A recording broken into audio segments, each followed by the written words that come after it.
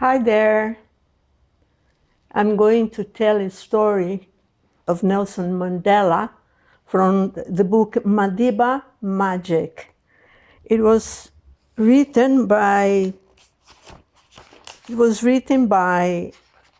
someone who collected Madiba's favorite stories for children. And I think it's not only for children. It's a very interesting story. As I'm not talking English for 15 years already, I better prefer to read in order to be truthful to Mandela. So I'm going to start to read now. The story is called The Enchanting Song of the Magical Bird. And it goes like that. One day, a strange bird arrived in a small village that nestled among low hills. From that moment on, nothing was safe. Anything the villagers planted in the fields disappeared overnight. Even during the day, while the people were working on the lands, the gigantic bird would come and break open their storehouses and granaries and steal from their food supplies for winter. The headman of the village tore out his hair in frustration. And one day, after the bird had plundered his own livestock and plantations, he commanded the older men to sharpen their axes and machetes and to move as one against the bird. Cut down the tree. That is the answer, he said. With axes and machetes, the older men approached to the great tree. The first blows landed heavily and beat deep into the flesh of the trunk. The tree shuddered, and from the thick, tangled leaves of its crown, the strange and mysterious bird emerged. A honey-sweet song came from its throat. So enchanting was the sound that the machetes and the axes fell one by one from the hands of the men. They sank to their knees and stared upwards in longing and yearning at the bird that sang to them. Their hearts become soft.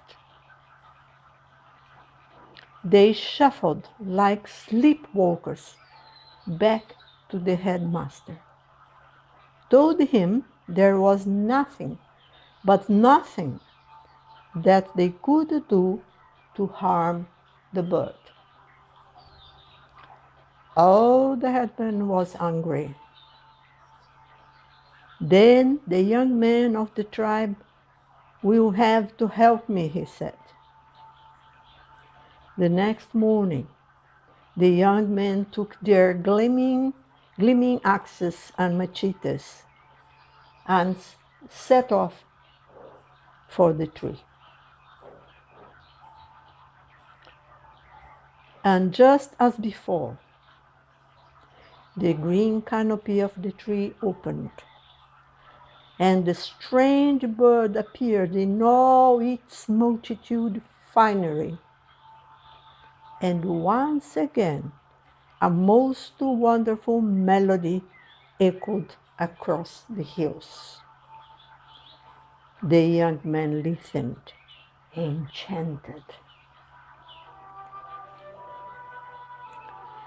The young man's arms became weak. The axes and machetes fell from their hands, and they knelt like the older men before them, listening in trance to the song of the bird. When night fell, they stumbled, bewildered, back to the headman. "It is impossible," said the leader of their group. "No one can withstand the magic power of this bird." Now the headman was furious.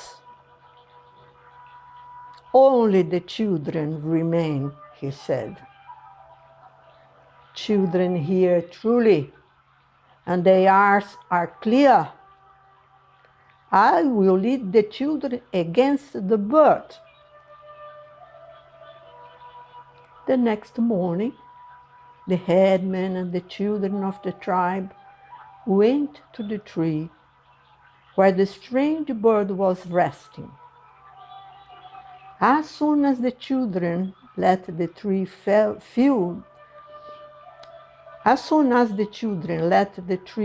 feel the bite of the axe, the leafy canopy opened, and the bird appeared just as before, blindly beautiful. But the children did not look up. And they shopped to the rhythm of their own music. The bird began to sing, but the children's ears could hear only the dull sounds of their axes and singing. And no matter how enchantedly the bird sang, the children continued to chop, chop, chop, and sing, sing, sing. Eventually, the trunk creaked and cracked apart. The headman found the bird where it lay, crushed to death by the weight of the branches. From everywhere, the people came charging. The hardened older men and the strong young men could not believe what the children, with their thin arms and singing, had accomplished. That night, they had celebration, and the headman declared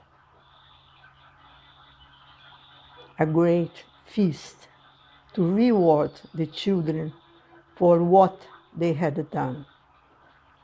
And he said, "You are the only ones who hear truly and whose eyes are clear. You children are the eyes and the ears of our tribe."